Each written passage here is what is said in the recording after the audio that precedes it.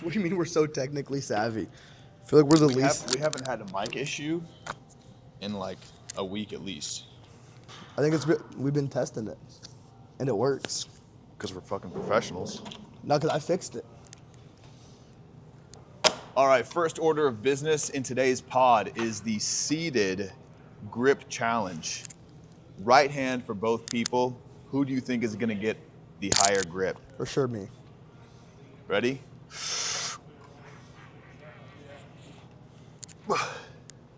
Oh, it's not on. Fuck.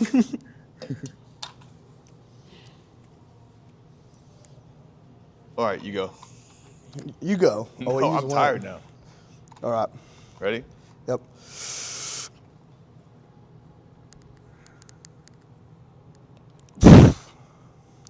$135.4.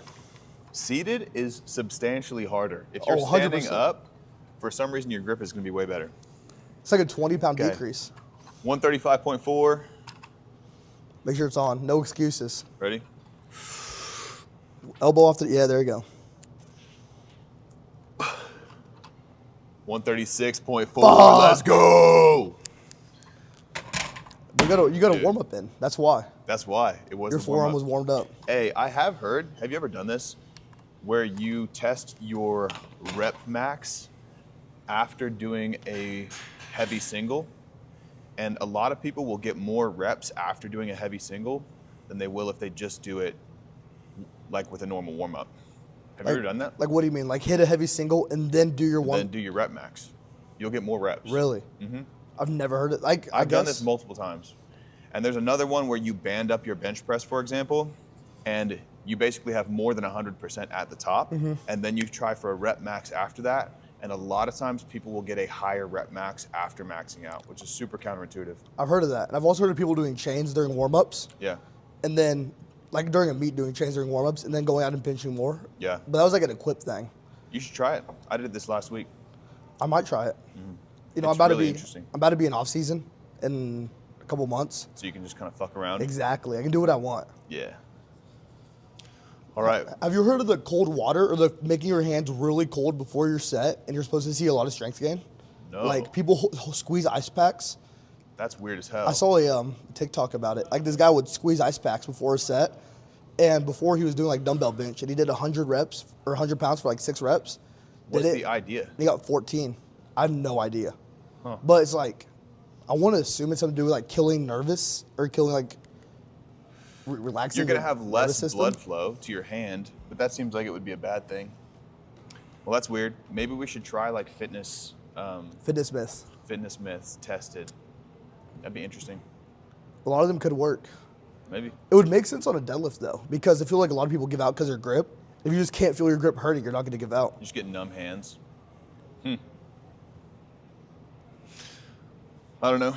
I feel like there's a lot of weird stuff like that in the fitness world that people do. What's some other weird shit people do? One thing that seems legit is blood flow restriction training. Have you done that before? Yeah, me and you did that a couple years ago. Oh, really? Because you brought your little bands in, Oh, yeah. and then we did biceps. Mm-hmm. I think that just makes your pump nasty though. Yeah, you do get a nasty pump from it. It's all ego. It's all mental. You get a big pump, so then you think you're stronger.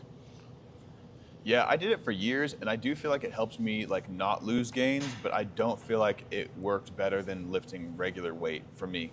When I started, like when I had bad elbow tendonitis, I did blood flow restriction training and kept some bicep size, but once I switched back to regular weight, I do feel like my biceps got bigger. So That makes sense. can't always trust the studies. I mean, what else is weird? I feel like beta alanine in itself is kind of, because I feel like all it does is make me itchy. I don't really feel like there's a performance boost, but people swear by it. Yeah, I'm super skeptical. I think that there's like some blood flow enhancements to it because it warms you up. Does it? Yeah, it's a thermogenic. Thermo makes you warm. I don't think it does anything. Oh no, I hate it. I won't buy a pre if it has it in it. Really? A pre could be perfect and it has beta, I won't get it. I don't even fuck with pre-workout. None at all? No caffeine before the gym session? Because I usually work out in the afternoon or evening, and I need my caffeine to be cut off at noon. I think most people should cut off caffeine at noon. You're just an old man. Dude, no. You're really just ancient. No, it's because like everybody sleeps worse. Almost everybody sleeps worse if they have caffeine in the afternoon. Even if you still go to sleep, your sleep won't be as good. You're not wrong, but that caffeine makes my workout better. And then after my workout, I do a cardio. I feel like But where are you getting your gains from? Are you getting them from the workout or from the recovery? you're getting them from the recovery, but I work so hard, and then my cardio after is so hard that I'm exhausted and I sleep like a baby. I That's mean, fair. I get my sleep score. So yesterday I took pre-workout Yeah. at, it would have been 4. 87 is my sleep score. That's It's a fucking good sleep score, bro. 7 hours of sleep. Yeah, that's your Samsung watch? Yeah. I need to check my sleep score. I've got this Garmin. I don't know how accurate these things are, but I'll try it out. Oh no, my girlfriend got an Oura Ring, and Yeah. we compared what they do. Identical. The only thing hers does that mine doesn't is like cycle stuff, but Yeah. I don't really need that You don't have a period? no, That's really for strange. obvious reasons. Do you? I mean, I feel like I do sometimes. I do feel like guys have hormonal cycles. Do you feel like you have a Yeah. hormonal cycle? I feel like there's stages where I can be a bitch, Yeah, dude. And there's other stages where I'm just so fucking happy for no reason. or like there'll be like a week in life where I'm exhausted. And I'm just tired. Yeah. Yep. I've heard that we have some kind of cycle. I don't feel like it's monthly though. I feel like mine is 6 weeks. Do you track it? You have a notepad you write? I Dear don't write diary. it down, but I do feel like, okay, this is my 2 week or my 1 week every 6 weeks where I just feel fucking amazing. And then my Yeah. 1 week every 6 weeks where I just feel like kind of dog shit. And it just so happens that it lines up when you don't want it to. Like you feel amazing when you have nothing going on that week, and then you feel like dog shit when it's like meat week or whenever you're like busy. That's true. And then you just got to not be a bitch. What do you think? Do you think that pregnancy really sucks? Like giving birth really sucks as bad as women say it does? I don't feel like it's fun. I don't think it's an enjoyable time. Bro, here's the thing though. They keep doing it. Yeah. So that you're gonna tell me that they have like the most excruciating experience that a person can go through, and then they just do it again a couple months later? You know what doesn't make sense to me? Why don't you come out jacked or strong as hell? Because I feel like you take a fat guy, weighs 300 pounds, he drops down, he loses 50 pounds. Okay. He's strong. That is a strong guy. True. 90% of the time. He can squat a lot, decent amount. But I feel like a girl who gets pregnant, they gain what, 50 pounds? Yeah. And then sometimes they lose it after. I don't feel like they gain that strength. Or maybe they don't like show or That's train true, it. but I feel like if you're 350 as a guy and you're strong, it's because you've been carrying that weight around for a long time, and you've also had like a whole life of protein availability where you never had a single fucking day Yeah. that you didn't get enough protein. And also that baby's taking all your nutrients. You're getting none of it. All your Yeah. protein, your macros is all going to that baby. Yeah, you're kind of fucked afterwards, honestly. No, I bet it sucks. Probably sucks real bad. I wouldn't want to give birth. Me neither. I'm never going to. Me neither. Count me out. Okay, but if the survival of the human race depended on you giving birth, they were like, listen, I mean, of course I would. damn, Would you not? I'd have to think about it. Like the whole human race would end if you didn't go through 9 months of hell. I mean, I know it sucks, but I mean, I would think about it. it's 9 months and 2 hours. I would be on so much drugs, morphine, Percocet, all of it. Are you supposed to be on all those drugs when you're pregnant? No, I'd do it during the birth. I wouldn't know what's going on. No, I would do it. I think humans are cool. I feel like if you don't do it, I feel like you get killed. If you were the only person in this hypothetical and you said no, you're getting killed. Or you're getting forced. Yeah, they're gonna force it. You're gonna be like held in a jail cell while you're pregnant. And you don't have a choice but to let it happen. That's what happens in this scenario. Yeah. This is definitely a really relevant fitness question. This isn't a fitness podcast. This is Forge After Hours. That's true. What's some of the dumbest stuff you've seen online relating to fitness recently? Because I just saw something stupid that made me think of it. What'd you see? So this morning, I was actually driving here, and I was on my phone, and I saw this girl talking about how macros, it doesn't matter, and you can eat whatever you want, and as long as you, sorry, let me backtrack. She was like, I only eat 1,000 calories, but I eat whatever I want and I'm not losing weight. And that's impossible because if you eat 1,000 calories, you're gonna lose weight.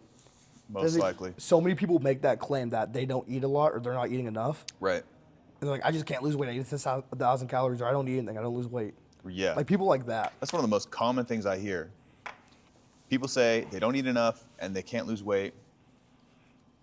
What they're doing most likely is they're snacking and they eat little bits throughout the day that they think don't count, and they just add up a lot more than people think. Or they're binging at night and and not counting that. Like a lot of people binge at night and they eat 1,000 calories and in their mind they had 2 Oreos and a soda. For sure. But you had a day's worth of food in an hour.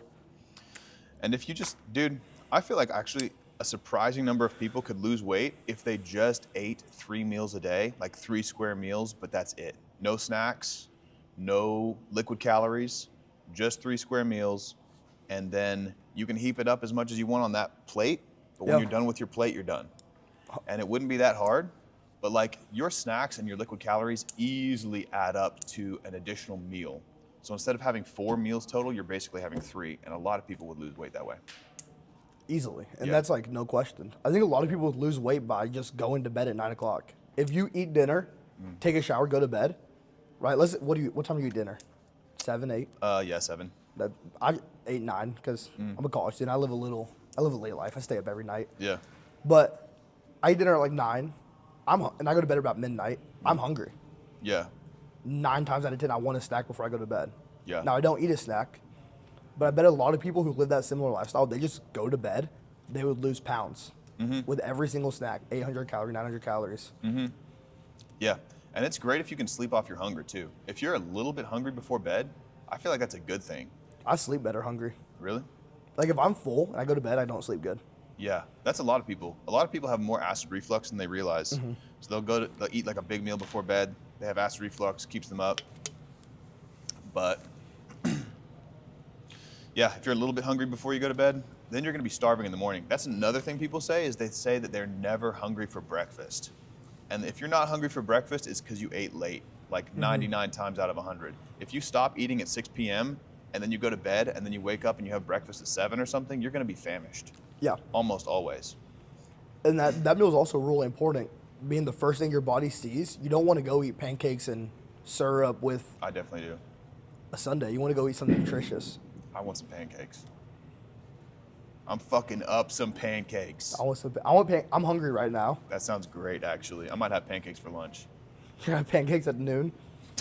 Dude, I think pancakes any time of the day, We need a Waffle House here. 100%. I've never been to Waffle House. Really? Have you? Yeah, a lot. Waffle House. People say it's ass. It is. That's why you go to Waffle House. So listen, if I went to Waffle House and there wasn't a fight when I went in, though, I would be really disappointed. 1 out of 5 stars. Never seen a Waffle House fight. Damn it. I have seen a crackhead break a window at Waffle House, downtown Dallas. Have you really? Yeah, Dude, that's a good Waffle House story. that's a interesting Waffle House story. Did he break it from the outside or from the Yeah, inside? he was on the outside. Okay. I think he got kicked out Oh, that fucking sucks. because he walked behind there and tried to make his own food because they were taking too long. He got kicked out, Oh, yeah. and they locked everybody Can't do in, that.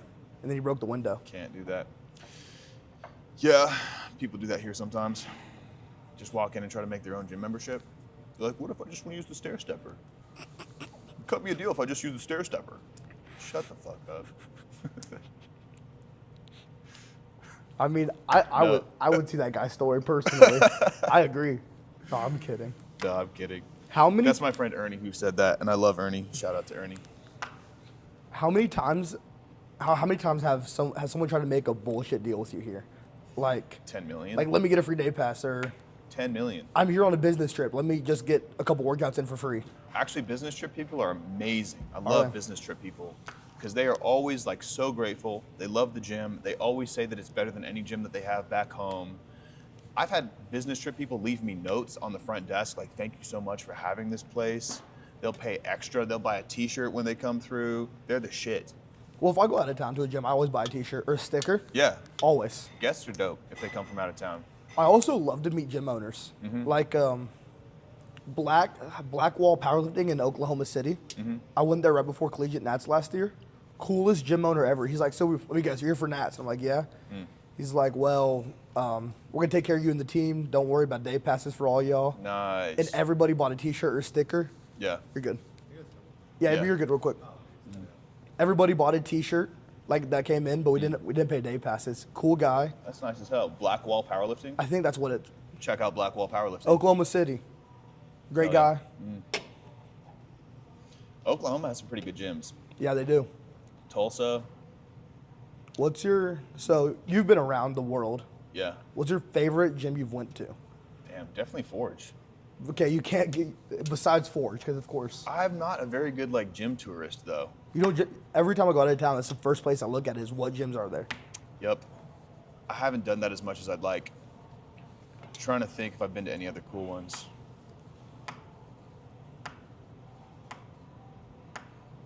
Nope, really haven't. Went to some crappy gyms in Puerto Rico. The barbell, like the sleeve was like welded onto the barbell. That's awesome. Like was it like a style like grungy style or was it just a No. piece of crap gym?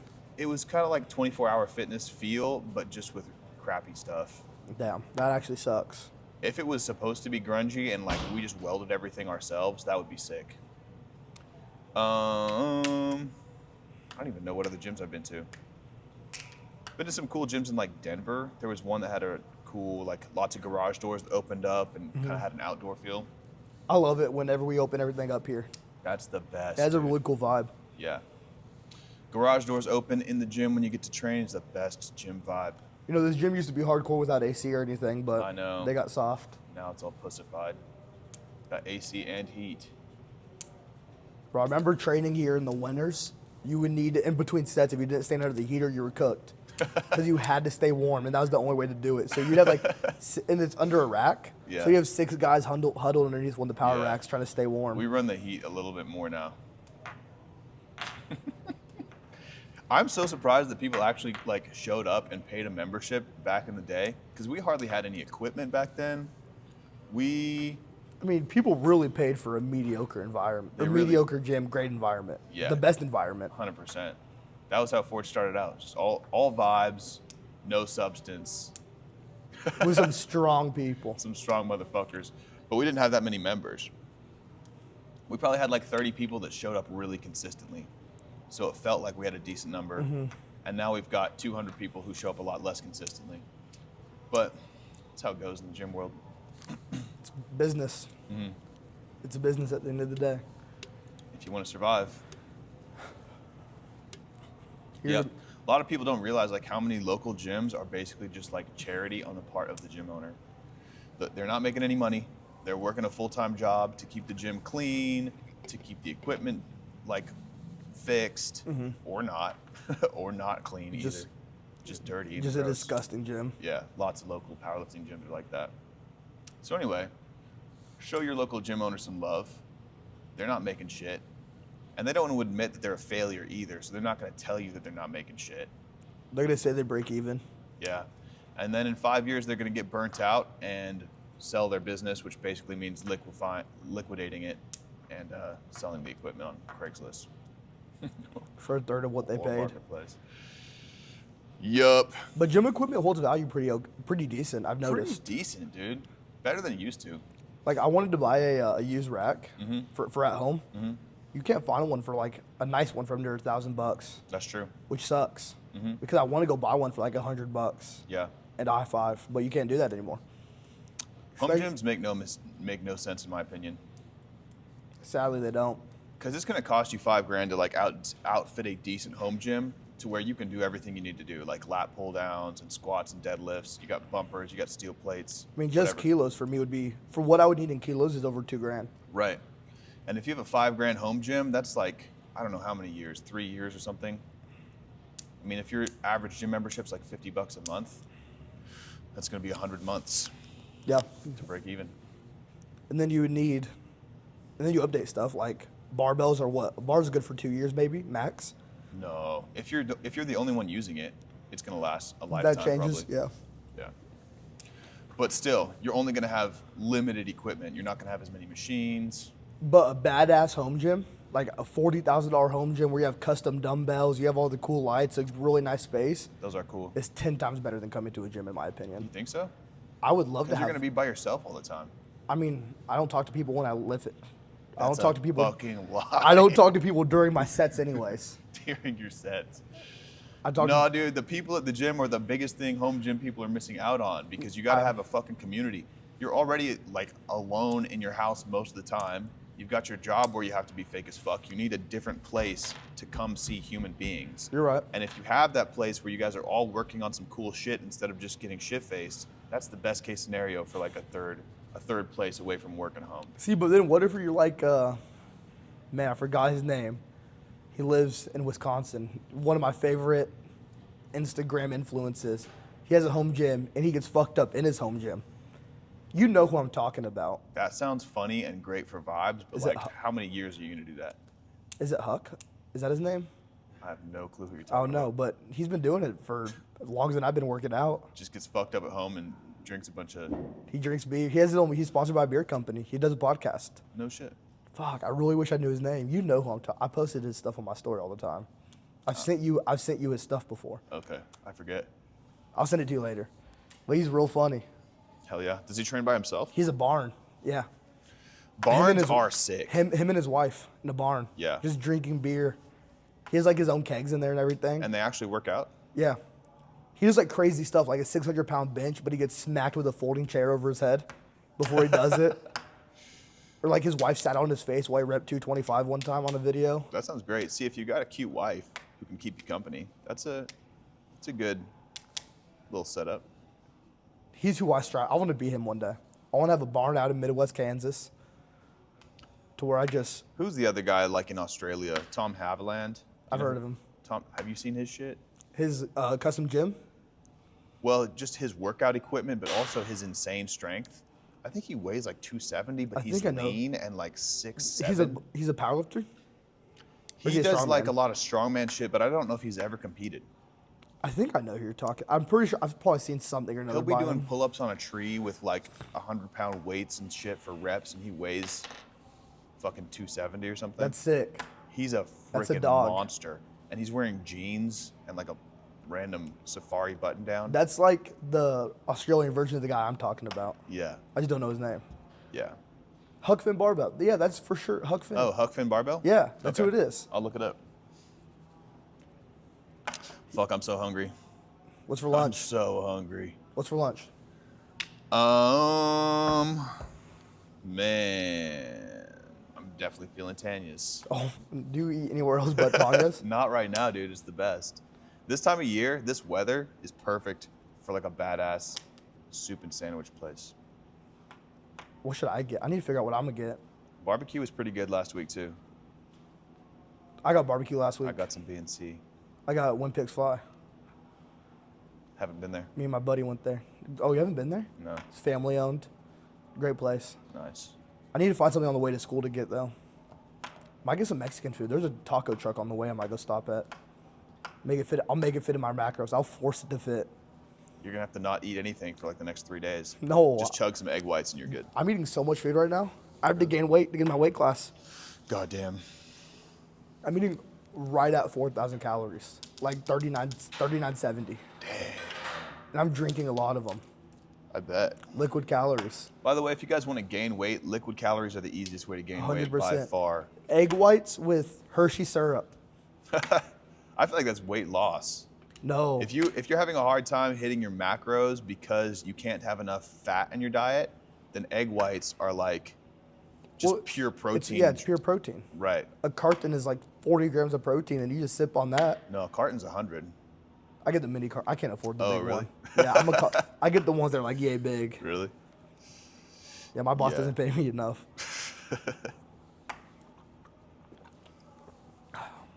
All right. What should we finish with? Most controversial fitness take. Or some dad advice for some beginners in the gym. Some advice for beginners in the gym. All right, you ready? I got one. You got one? Progress is going to come slow. Don't stop working.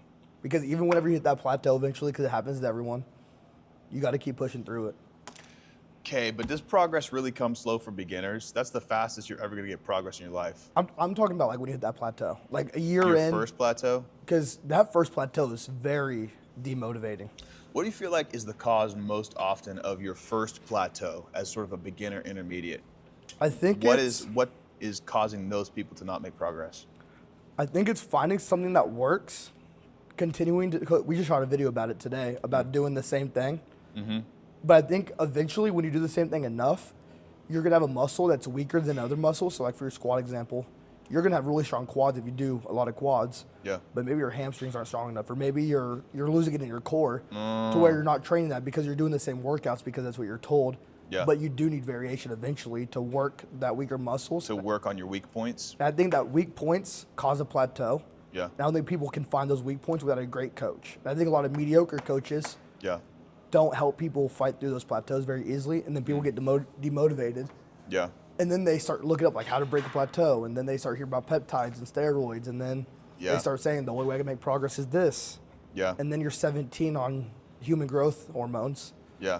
and you're not going to make progress when you're 23 because you're all fucked up. Facts. I would agree. I think that if you're looking to get your lifts up, you got to find those like ways of addressing your weak points. But also, number one mistake I see a lot of beginners make is they're kind of on a bad program in general. And a bad program will work for a beginner. So you'll see that bad program get you some progress because anything is going to get you progress for your first 6 months, you know? Like, because anything's better than nothing. But usually people are doing something dumb like they're only benching 1 day a week and then they come and they're like, why is my bench not going up? It's like, well, you're only benching 1 day a week. A whole bunch of tiny muscle groups that If you aren't being bench trained. 3 times a week, you just benched more, I guarantee your bench is going to go up. Same thing with almost pretty much anything else. See, but I feel like you can't take that advice with the squat or the deadlift because of how taxing they are on the body. You can't deadlift twice a week, I disagree, actually. do you? I think that you maybe not a heavy deadlift twice a week, but you can do a deadlift, like a deadlift session 1 time a week, and then like RDL's hamstring curls a different day of the week. Which I think you kind of have to make your squat day and your deadlift day like intertwine with each other. Yeah, you So can like do that. on your squat day, you should be doing lifts that help your deadlift, and on your deadlift day, you should be doing lifts that help your squat. But you should also be hitting your leg accessories and your back accessories on set days. Don't skip your accessories. Accessories, for people who don't know, are just like, what is an accessory? An accessory lift is something that trains a compound or a primary lift with accessory movements. So accessory being like It's alternative supposed movements. to complement a different lift, basically. Yeah. If you're just a physique person, you don't do accessories, really. It's like, I want to get my deadlift up, but I need to train my hamstrings a little bit extra without taxing my back too much. So I'm going to do hamstring curls, and that's my deadlift accessory. So like, let me put it this way: you just buy a new phone, right? Yeah. That's your deadlift. An accessory would be a phone case, and in the deadlift form, it's an RDL. Okay. I feel like that's a really good way to put it, That's amazing. because yeah. What's the other reason that beginners don't make progress? Too focused on stuff that doesn't matter. Like Dumb exercise selection? that, and I'll hear people like, especially when I was in high school, bro, what's your split? Oh, I'm gonna change my split. Split this, split that. Doesn't matter. Yeah. Or stuff like that. Or I'm doing leg presses and they're not working. I need to go do a V squat or whatever that one machine is called. Or Right. a leg press doesn't work me out. I need to go do a hack squat. I need to go buy a new gym membership because of it. Like, Yeah. They kind of get caught up in a lot of gimmicks. yeah, that's a great way to That's put it. kind of a very common beginner trait, is just getting caught up in gimmicks. You got to learn the shit that works at some point. I think all that comes down to a great coach. A coach will definitely accelerate that process for you. And I've said this to so many people, but you're going to spend, if you don't work with a coach, you're going to spend your first, I would say, 2 years trial and error with stupid stuff, and you're going to waste so many weeks and so many workouts doing dumb shit. And you're wasting your beginner gains. You have a 2-3 year window on when you're going to make the most gains, and not getting a coach and going off of AI workouts and TikTok. You're wasting those 2 years on mediocre gains when you could be getting the most that you'll ever get in your career. You could have gotten that shit done in like 6 months instead it took you 2 years. Yeah, your 2-year growth could have been done in 6 months with a good coach. Right. Yep. How do you find a good coach? You contact Forge Fit? No. Contact Forge Fitness. But in general. I feel like word of mouth is really big. I don't like any kind of coaches where I can't meet the person. So I would never do an online program. I know there's a lot of online programs that work, but I would never personally do it. Man, yeah, I've just known too many online coaches who kind of do a shitty job. I even know I'm not going to name drop anyone, but there's people who are coached by out-of-state people here who are getting copy and paste programs. Yeah. Like they're paying $200 a month Yeah. for no effort, and their coach is 3 states away, Yeah. and they're being told that you're making progress, you just don't see it yet. But whenever they're really just static because they're not on our program, that's for them. Yeah. So meet someone, come to a gym like this to where there are people around you. You're gonna find someone who you click with, and then go from there.